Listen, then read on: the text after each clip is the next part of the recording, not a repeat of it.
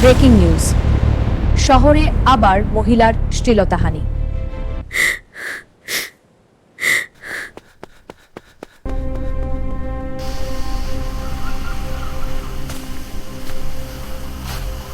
এই শহর শুধু গল্প বলে না, লুকিয়ে রাখে সত্য। যখন সত্য সামনে আসে, শুরু হয় সংঘর্ষ।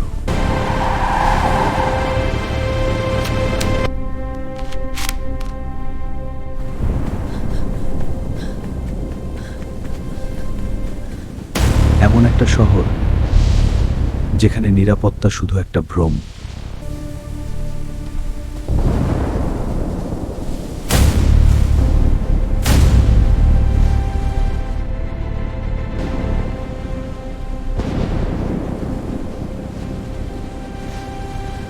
কিছু একটা গন্ডগোল আছে মনে হচ্ছে। তাহলে কে আসল দোষী? জানতে হলে দেখতেই হবে সংঘর্ষ।